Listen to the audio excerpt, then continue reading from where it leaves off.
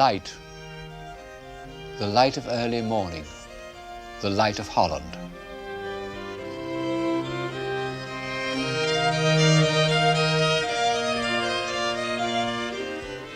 It spreads over the flat fields, it's reflected in the canals, and it picks out distant towers and spires.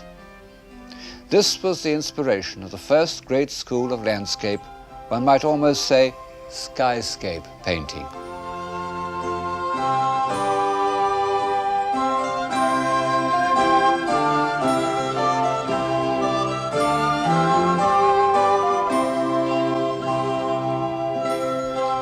This is a painting done in the middle of the 17th century of the square in Haarlem. You can see it's an old painting because of the clothes the people are wearing, but I can walk into this picture, or rather, into the square.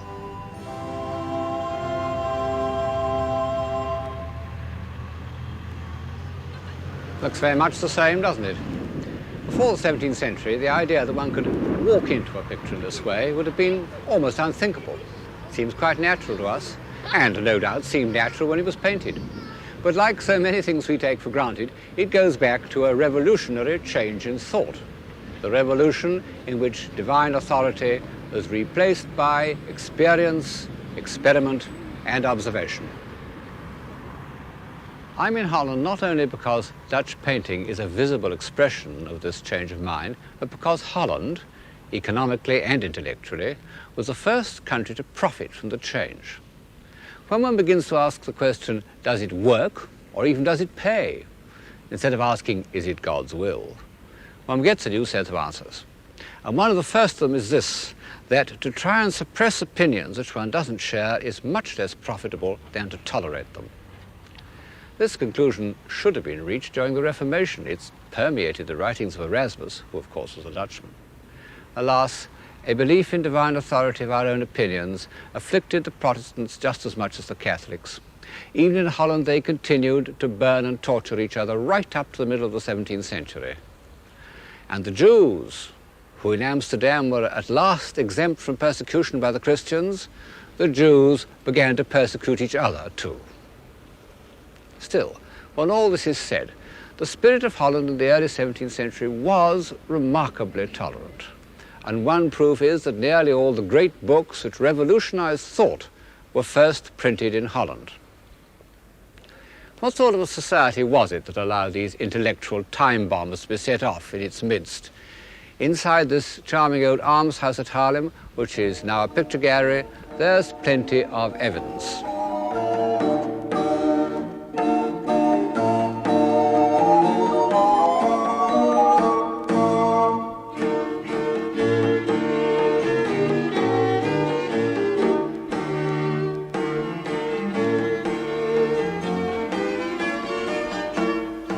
We know more about what the 17th century Dutch looked like than we do about any other society, except perhaps the first century Romans.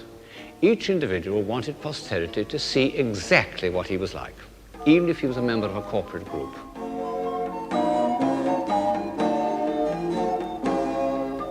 And the man who tells us all this most vividly, the man who painted these pictures, was the Haarlem painter Frans Hals. He is the supreme extrovert. I used to find his works, all except the last, revoltingly cheerful and odiously skillful. Now I love their unthinking conviviality, and I value skill more highly than I did.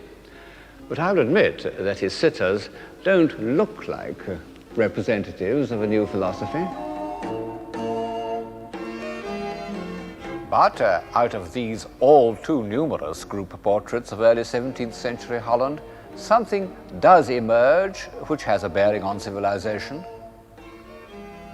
These are individuals who are prepared to join in a corporate effort for the public good.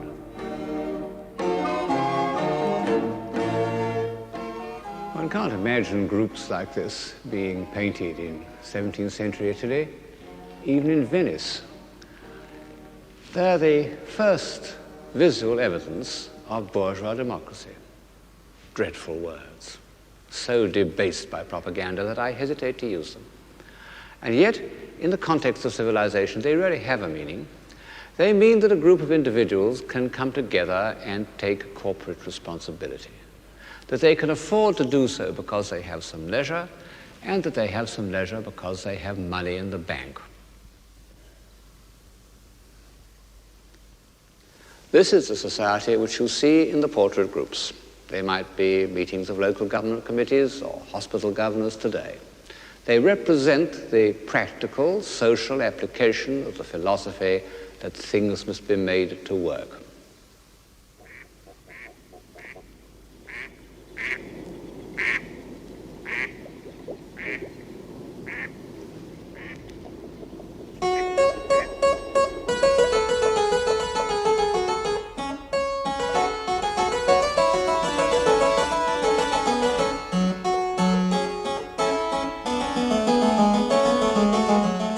Amsterdam was the first centre of bourgeois capitalism. It had become, since the decline of Antwerp, the great international port of the north and the chief banking centre of Europe. Drifting through its leafy canals, lined with admirable houses, one may speculate on the economic system that produced this dignified, comfortable, harmonious architecture.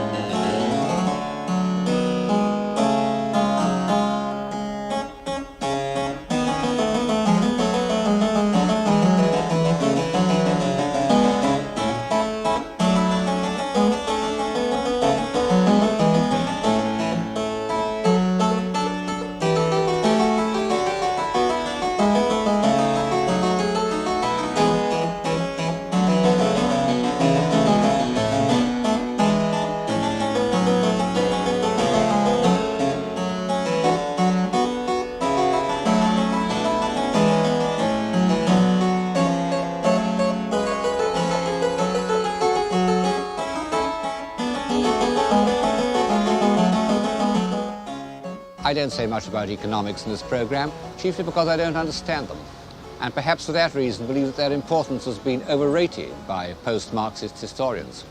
But, of course, there's no doubt that at a certain stage in social development, fluid capital is one of the chief causes of civilization, because it ensures three essential ingredients: leisure, movement, and independence.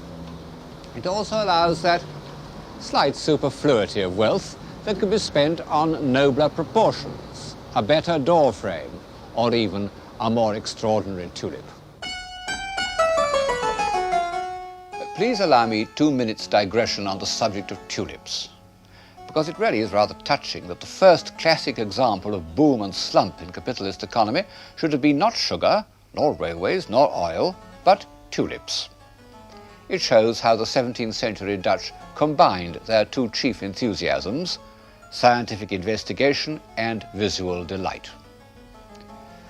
The first tulip had been imported from Turkey in the 16th century, but it was a professor of botany at Leiden, the first botanic garden of the north, who discovered its attribute of unpredictable variation, which made it such an exciting gamble. By 1634, the Dutch were so bitten by the new craze that for a single bulb of one tulip, the Viceroy, one collector exchanged 1,000 pounds of cheese, 4 oxen, 8 pigs, 12 sheep, a bed, and a suit of clothes. When the bottom fell out of the tulip market in 1637, the Dutch economy was shaken.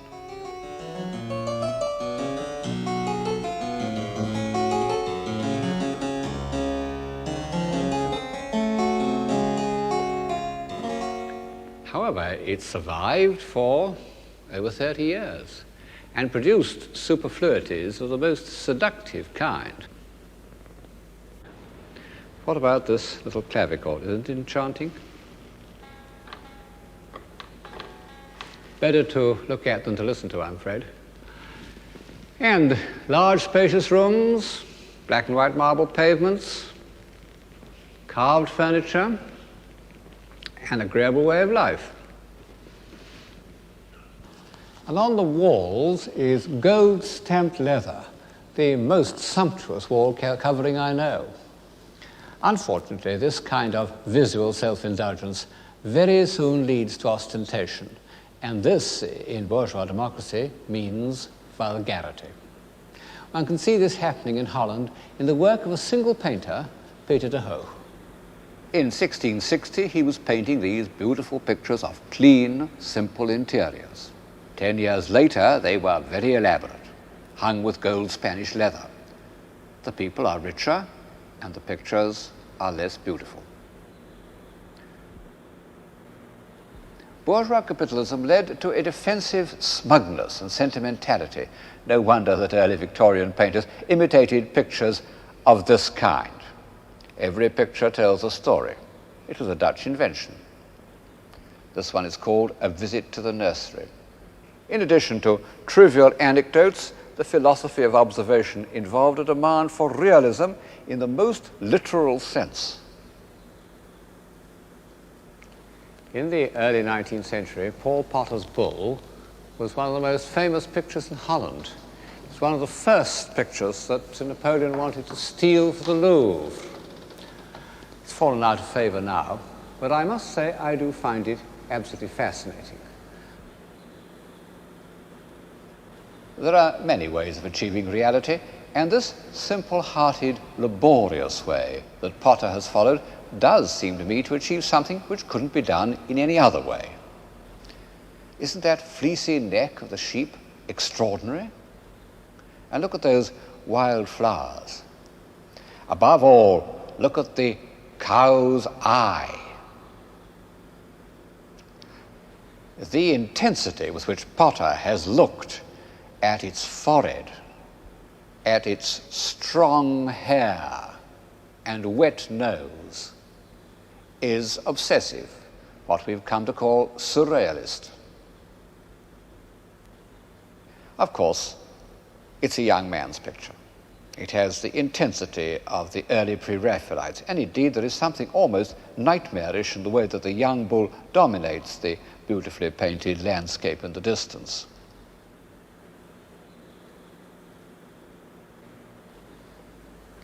However, one must admit that bourgeois sentiment and realism can produce the most deplorable kind of art.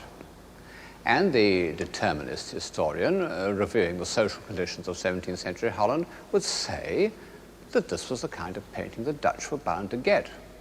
But they also got Rembrandt. Rembrandt was a great poet of that need for truth and that appeal to experience which had begun with the Reformation, had produced the first translations of the Bible, but had had to wait almost a century for visible expression. At first, truth meant realism. Behind me is his earliest self-portrait. Yes, that is the same man that you saw just now. In this vein, he painted the picture, which is his most obvious link with the intellectual life of Holland and his first great success in Amsterdam, the anatomy lesson. It represents a demonstration given by the leading professor of anatomy named Tulp. The men surrounding him are not, of course, students or even doctors, but members of the Surgeons' Guild, sort of board of trustees. Vesalius, the first great modern anatomist, had been a Dutchman, and Tulp liked to be called Vesalius reborn. I fancy he was a bit of a quack. He recommended his patients to drink 50 cups of tea a day. However, he was very successful. His son became an English baronet. But it wasn't in such external and quasi-official ways that Rembrandt associated himself with the intellectual life of his time, but by his illustrations to the Bible. An example is this picture of Bathsheba pondering the contents of David's letter. We may think that we admire it as pure painting, and in fact it is a masterly piece of design. But in the end, we return to the head, where Bathsheba's thoughts and feelings are rendered with an insight and a human sympathy which a great novelist could scarcely achieve in many pages. From the first, Rembrandt wanted to record his experience of how human beings reveal their emotions. And as his art grew deeper, he succeeded in doing so with ever greater subtlety. To my mind, one of the most moving examples is the picture known as the Jewish Bride. Nobody knows what its real title should be, but the subject that Rembrandt had in mind is evident. It is a picture of grown-up love, a marvelous amalgam of richness, tenderness, and trust. The richness expressed in the painting of the sleeves, the tenderness in the placing of the hands, the trust in the expression of the heads. Marvelous as Rembrandt's paintings are, I find more of his thoughts on human life, certainly his deepest and most intimate thoughts, in his drawings and etchings. His etchings are the fullest communication any artist has made since Dürer's engravings. And as with Dürer, Rembrandt has put as much into them as into any of his paintings. This is one of the most famous and elaborate of them, Christ healing the sick. And what a marvelous and completely original conception it is. Suffering humanity, poor people coming out of the shades, like the prisoners in Fidelio, lugging their sick on wheelbarrows and biers into the light of Christ's divinity. And on the left, these prosperous people, wondering, doubting, criticizing. How extraordinary that this great Tolstoyan picture of human life was done in the time of Richelieu and the beginning of Versailles. One can't talk about Rembrandt without describing the human and, if you like, the literary element in his work. His mind was steeped in the Bible. He knew every story by heart, down to the minutest detail. This is one of his favorite stories, The Prodigal Son. Just as the early translators felt that they had to learn Hebrew so that no fragment of the truth should escape them, so Rembrandt made friends with the Jews in Amsterdam and frequented their synagogues in case he could learn something that would shed more light on the early history of the Jewish people. But in the end, the evidence he used for interpreting the Bible was the life he saw around him.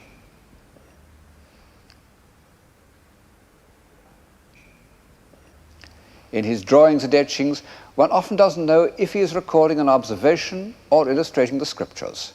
So much had the two experiences grown together in his mind.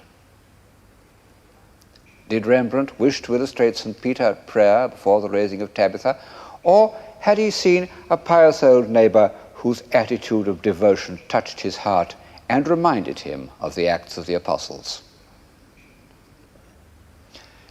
Sometimes his interpretation of human life in Christian terms leads him to depict subjects that hardly exist in the Bible, but that he felt convinced must have existed. An example is his etching of Christ preaching the forgiveness of sins. It's a classical composition. In fact, it's based upon two famous Raphaels, which Rembrandt had completely assimilated. But how different is this small congregation from Raphael's ideal human specimens? They are, as you see, a very mixed lot. Some thoughtful, some half-hearted, some concerned only with keeping warm or keeping awake.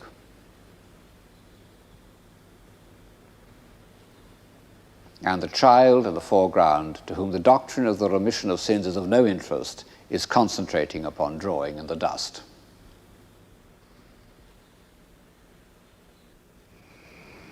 Rembrandt reinterpreted the Bible in the light of human experience, but it's an emotional response based on a belief in revealed truth. The greatest of his contemporaries were looking for a different kind of truth, a truth that could be established by intellectual, not emotional means. This could be done either by the accumulation of observed evidence or by mathematics. And of the two, mathematics seemed to offer to the men of the 17th century the more attractive solution. In fact, mathematics became a kind of religion to the finest minds of the time, the means of expressing a belief that experience could be married with reason. The guiding spirit of this new religion was the French philosopher Descartes. He's become a symbol of the pure intellect, but I find him a sympathetic figure. He started life as a soldier, he wrote a book on fencing, but he soon discovered that all he wanted to do was think. Very, very rare and most unpopular. Some friends came to call on him at 11 o'clock in the morning and found him in bed. They said, "What are you doing?" He replied, "Thinking." They were furious. To escape interference, he went to live in Holland. He said that the people of Amsterdam were so much occupied with making money that they would leave him alone. However, he continued to be the victim of interruptions, and so he moved about from place to place. Altogether, he moved house in Holland 24 times.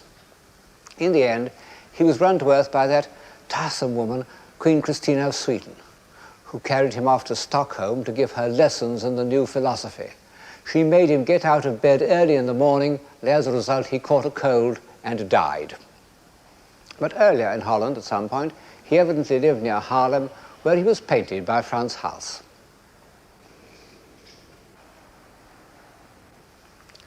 He examined everything rather as Leonardo da Vinci had done: the fetus, the refraction of light, whirlpools, all the Leonardo subjects. These are the original illustrations of Descartes' ideas. He thought that all matter consisted of whirlpools, with an outer ring of large curving vortices and an inner core of small globules sucked into the center. And whatever he meant by this, and perhaps he was only thinking of Plato, it's odd that he should have described exactly Leonardo's drawings of whirlpools, which I suppose he had never seen. But in contrast to Leonardo's restless, insatiate curiosity, Descartes had, almost to excess, the French tidy-mindedness. And all his observations were made to contribute to a philosophic scheme. It was based on absolute skepticism, the inheritance of Montaigne's summing up, que sais-je, what do I know? Only Descartes arrived at an answer: I know that I think. And he turned it the other way round: I think, therefore I am. His fundamental point is that he could doubt everything, but not that he was doubting. Descartes wanted to cut away all preconceptions and get down to bedrock of experience, unaffected by custom and convention. Well, one needn't look far in Dutch art to illustrate this state of mind. There has never been a painter who has stuck so rigorously to what his optic nerve reported as Vermeer of Delft. His work is without a single prejudice arising from knowledge or the convenience of a style. It's really quite a shock to see a picture which has so little stylistic artifice as his view of Delft. It looks like a colored photograph.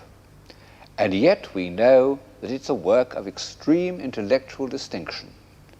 It not only shows the light of Holland, but what Descartes called the natural light of the mind. In fact, Vermeer comes close to Descartes at many points. First of all, in his detached, evasive character. Vermeer didn't change house every 3 months. On the contrary, he loved his house in the square at Delft and painted it continually. His quiet interiors are all rooms in his house, but he was equally suspicious of callers.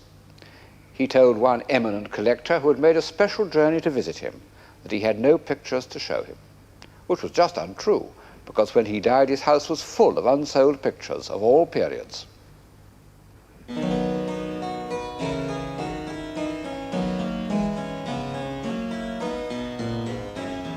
All that he wanted was tranquility in order to enjoy fine discrimination.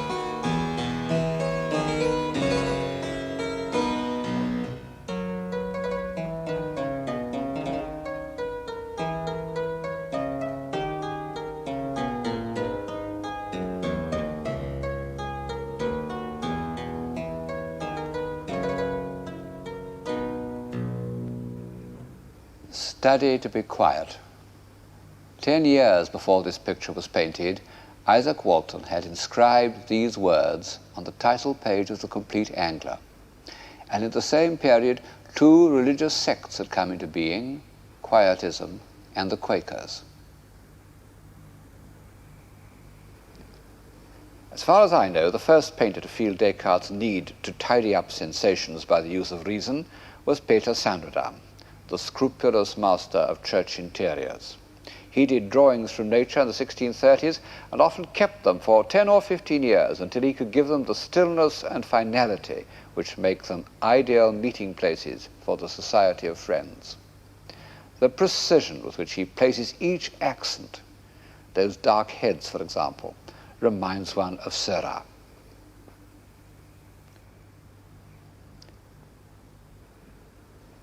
In a picture like this, the balance is tilted towards reason rather than experience. Vermeer manages to preserve an air of complete naturalism.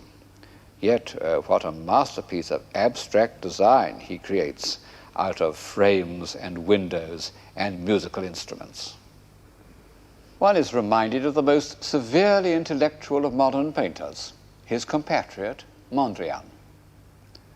Are Vermeer's intervals and proportions the result of calculation, or did he discover them intuitively? No good asking such questions. Vermeer had a genius for evasion. But as soon as one mentions Mondrian, one remembers that one of Vermeer's characteristics separates him entirely from abstract modern painting: his passion for light. It's in this, more than anything else, that he links up with the other great men of his time. All the chief exponents of civilization, from Dante to Goethe, have been obsessed by light. One could take it as the supreme symbol of civilization. But in the 17th century, light passed through a crucial stage. The perfection of the lens was giving it new range and power. Vermeer himself recorded the increased importance of scientific investigation in pictures like this. He used the utmost ingenuity to make us feel the movement of light. He loved to show it passing over a white wall and then, as if to make its progress more comprehensible, passing over a slightly crinkled map. At least 4 of these maps appear in his pictures, and apart from their pleasantly light-transmitting surfaces, they remind us that the Dutch were the great cartographers of the age. Thus, the mercantile sources of Vermeer's independence penetrate into the background of this quiet room. In his determination to record exactly what he saw, Vermeer didn't at all despise those mechanical devices of which his century was so proud. The man seated at table talking to a laughing girl, it's a fairly early picture. Later on, Vermeer's figures wouldn't have broken the stillness with extrovert laughter. This man has the exaggerated proportions that one sees in photography.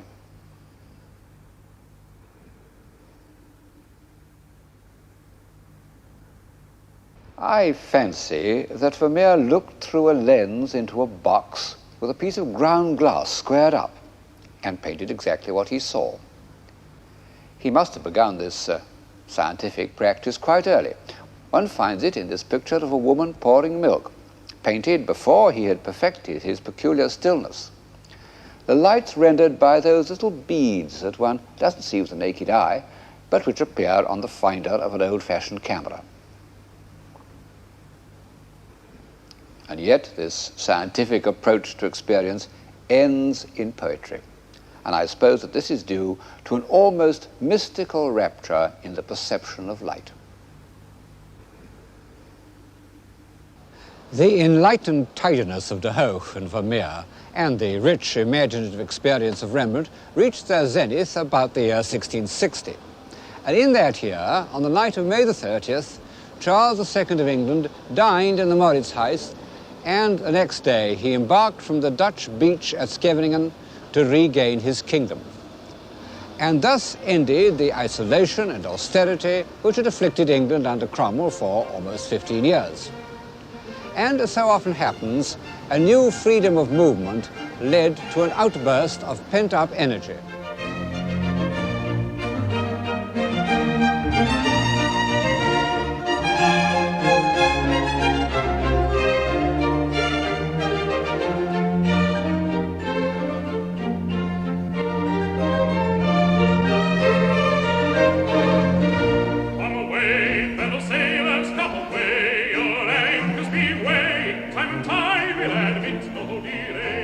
Take a boozy short leave of your nymphs on the shore, and silence their mourning with vows of returning, but never intending to visit them more.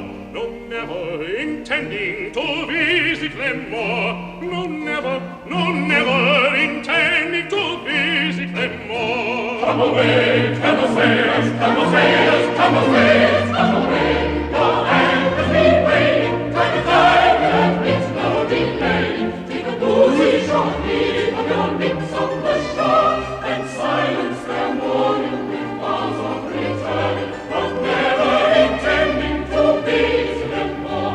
No, never intending to visit them more. No, never intending to visit them more.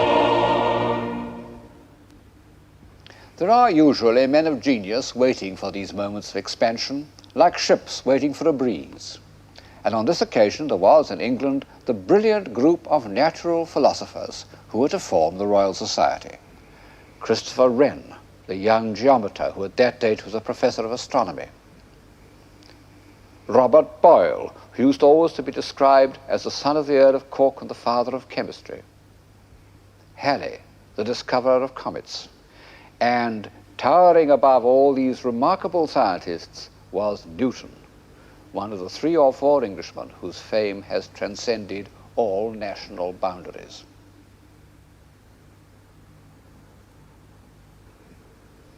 I can't pretend that I've read the Principia. If I did, I wouldn't understand it, any more than Samuel Pepys did when, as president of the Royal Society, it was handed to him for his approval. One must just take on trust that it gave a mathematical account of the structure of the universe, which for 300 years seemed irrefutable. It was both the climax of the age of observation and the sacred book of the next century. Pope, who probably not has read as much of the Principia as I have, summed up the feelings of his contemporaries. Nature and nature's laws lay hid in night. God said, let Newton be, and all was light. Parallel with the study of light was the study of the stars. This is the octagon room of the original Royal Observatory at Greenwich, founded, as Charles II's warrant puts it, in order to the finding out of the longitude of places and for perfecting navigation and astronomy. And it draws together the threads of this program: light, lenses, observation, navigation, and mathematics. One can walk into that print almost exactly as one could walk into the square in Haarlem. And in this bright, harmonious room, one seems to breathe the atmosphere of humanized science. That was Flamsteed's telescope, or very like it. This is similar to the quadrant with which he tried to establish the correct time. It was the great age of scientific instruments. Huygens's pendulum clock, Leeuwenhoek's microscope, Flamsteed himself, who made a giant sextant. They don't look very scientific to us. Indeed, the telescopes really look like something out of a ballet. One can't see through them at all, at least I can't. But nevertheless, the telescope, invented in Holland, although perfected by Galileo, seemed to bring the heavenly bodies within reach of understanding. This is the view of the moon, which Newton would have seen. And the microscope allowed a Dutch scientist named Leeuwenhoek to discover new worlds in a drop of water. This ferocious monster is a water flea. What beautiful pieces of design and craftsmanship astrolabes are, and continue to be for 400 years. And this armillary sphere is really what we think of as a work of art, a mobile.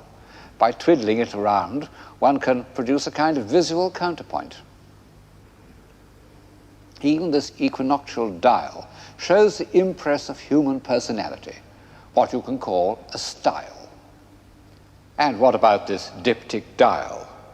Oh, one can't imagine a prettier bibelot, and yet it was genuinely scientific, I suppose.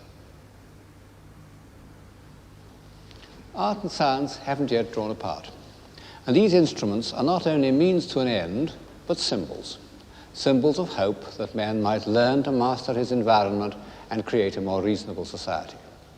And such they remained until the end of the 19th century. When Tennyson was told that a Brahmin had destroyed a microscope because it revealed secrets that man should not know, he was profoundly shocked. Only in the last 60 years or so have we begun to feel that the descendants of these beautiful shining objects may destroy us. This room full of light, this shining enclosure of space, was designed by Sir Christopher Wren. It was built on the spur of a hill overlooking the old Palace of Greenwich, and this too was rebuilt by Wren, transformed from a palace into a naval hospital. How much of what we see is from his design, it's hard to say. By the time the buildings were going up, he was prepared to leave their execution to his two very able assistants at the Board of Works, Sir John Vanbrugh and Nicholas Hawksmoor. But he certainly provided the plan. And the result is the greatest architectural unit built in England since the Middle Ages. It's sober without being dull, massive without being oppressive. What is civilization? A state of mind where it's thought desirable for a naval hospital to look like this and for inmates to dine in a splendidly decorated hall. In fact, one of the finest rooms in England, with a magnificent painted ceiling in the Baroque manner.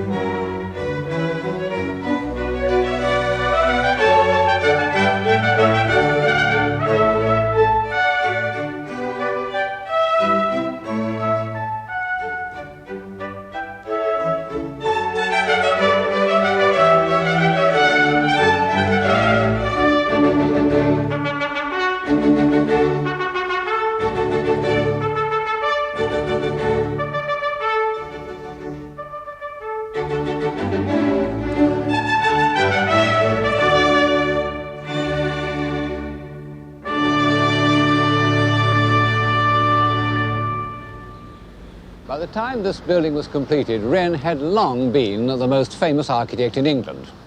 But as a young man, people had thought of him only as a mathematician and an astronomer. And why, at the age of 30, he took up architecture isn't altogether clear. I suppose he wanted to give visible form to his solutions, mechanical and geometrical solutions. But of course he had to learn the rudiments of style, and so he bought some books and he went to France and drew the buildings and met the leading architects. He even met Bernini, who was in Paris at the time, and he saw Bernini's drawing for the Louvre. I would have given my skin for it, he said, but the reserved old Italian gave me but a view. On his return, he was consulted as an engineer about Old St. Paul's, which was in danger of collapsing. He proposed replacing the tower by a dome, but before this very questionable project could be considered, the fire of London broke out, 1666. It ended on September the 5th, and 6 days later, Wren submitted a plan for rebuilding the city. And only then was the ingenious Dr. Wren fully committed to architecture. Ingenious is the word for the results that followed, the 30 new city churches. Each is the solution of a different problem, and Wren's powers of invention never failed. But when he came to the crown and center of the whole scheme, the new St. Paul's, then he revealed something more than ingenuity.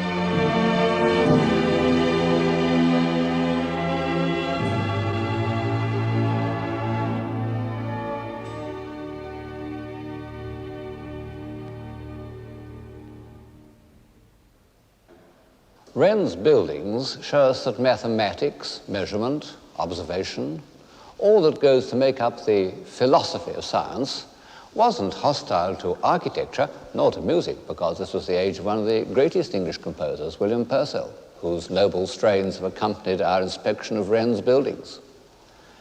But what was the effect of the scientific attitude on poetry?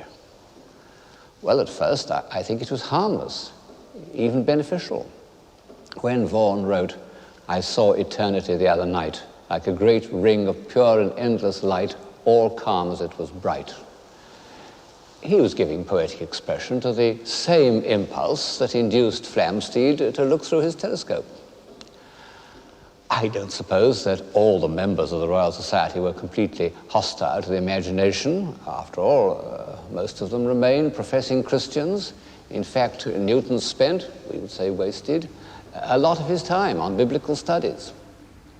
And they continued to use a celestial globe in which the constellations were grouped in the form of men and animals. They continued to accept the kind of personifications that one gets on the ceiling of the painted hall, on which gods and goddesses associate with Flamsteed, the Astronomer Royal.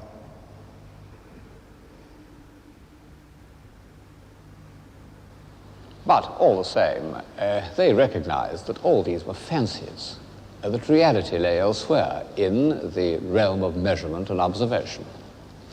A rather ridiculous character called Spratt, who wrote a history of the Royal Society, published the same year as Milton's Paradise Lost, said, "Poetry is the parent of superstition." And so began that division between scientific truth and the imagination, which was to kill poetic drama and give a slight feeling of artificiality to all poetry during the next 100 years. However, there was a compensation, the emergence of a clear, workable prose. It was a tool of the new philosophy, almost as much as Stevens's decimal system was a tool of the new mathematics. And this was particularly true of France.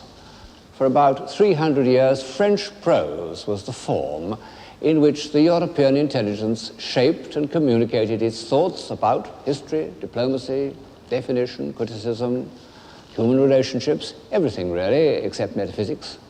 It's arguable that the non-existence of a clear, concrete German prose has been one of the chief disasters of European civilization. There's no doubt that in its first glorious century, the appeal to experience achieved a triumph for the Western mind. Between Descartes and Newton, Western man created those instruments of thought that set him apart from the other peoples of the world. And if you look at the average 19th century historian, a man like Buckle, you'll find that to him, European civilization seems almost to begin with this achievement.